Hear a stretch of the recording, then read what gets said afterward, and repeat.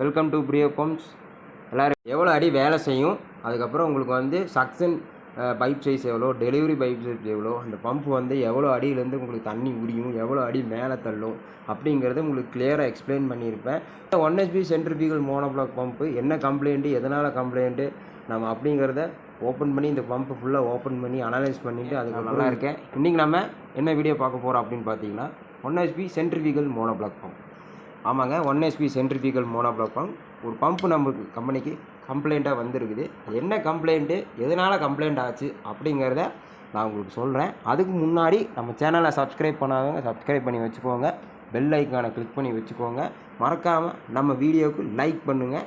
அதுக்கப்புறம் இன்ஸ்டாகிராம், ஃபேஸ்புக்கில் ஃபாலோ பண்ணாதவங்க டிஸ்கிரிப்ஷனில் லிங்க் தரேன், மறக்காமல் போய் விசிட் பண்ணி ஃபாலோ பண்ணி அதில் போகிற நம்ம போஸ்ட்டுக்கு எல்லாருமே லைக் கொடுங்க, உங்கள் சப்போர்ட் மேக்ஸிமம் கொடுங்க.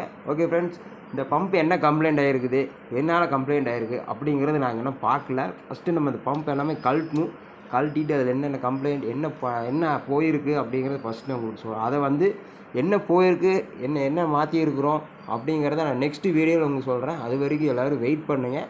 லாஸ்ட் வீடியோ பார்க்காதவங்க கண்டிப்பாக போய் பாருங்கள். அந்த லிங்க்கை நான் உங்களுக்கு டிஸ்கிரிப்ஷனில் கொடுக்குறேன். 1/2 HP சென்ட்ரிஃபியூகல் மோனோபிளாக் பம்ப்பு அது எவ்வளோ அடி வேலை செய்யும், உங்களுக்கு வந்து சக்ஷன் பைப் சைஸ் எவ்வளோ, டெலிவரி பைப் சைஸ் எவ்வளோ, அந்த பம்ப் வந்து எவ்வளோ அடியிலேருந்து உங்களுக்கு தண்ணி உரியும், எவ்வளோ அடி மேலே தள்ளும் அப்படிங்கிறத உங்களுக்கு கிளியராக எக்ஸ்பிளைன் பண்ணியிருப்பேன்.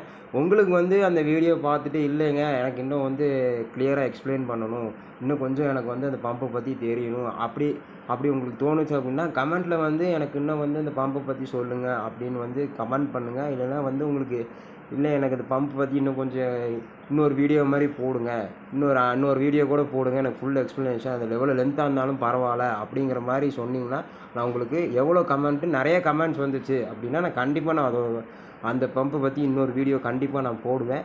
அது வரைக்கும் எல்லோரும் வெயிட் பண்ணுங்கள்.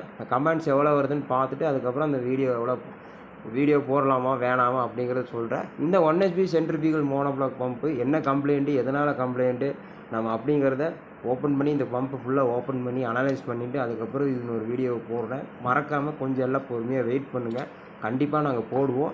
இதுக்கான இன்ட்ரோ வீடியோ கூட நாங்கள் ஷார்ட்ஸில் கொடுத்துருப்போம். அதையும் நான் அந்த வீடியோவோட லிங்க்கை நான் டிஸ்கிரிப்ஷனில் தரேன், அதையும் போய் பாருங்கள்.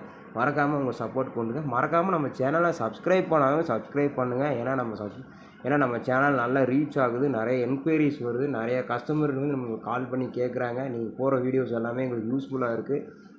அதே மாதிரி கிளியராக எக்ஸ்பிளைன் பண்ணுறீங்க. அது மெயினாக இன்னொரு கஸ்டமர் சொன்னது நல்லா பொறுமையாக எக்ஸ்பிளைன் பண்ணுறீங்க, ஆனால் வாய்ஸ் மட்டும் உங்களுக்கு வந்து கரெக்டாக கேட்க மாட்டேங்குது அப்படின்னு சொன்னாங்க. ஆமாங்க, நான் அந்த மைக்கெலாம் யூஸ் பண்ணுறது இல்லைங்க, இப்போதைக்கு நார்மலாக இதாக பேசிகிட்டு இருக்கேன். கம்பல்சரி உங்களுக்கு என்னோடய வாய்ஸ் அடாப்ட் ஆகிற மாதிரி நான் மேற்கொண்டு வீடியோஸ் நிறையா போட போகிறேன். அது வரைக்கும் எல்லோரும் வெயிட் பண்ணுங்கள். தேங்க்யூ.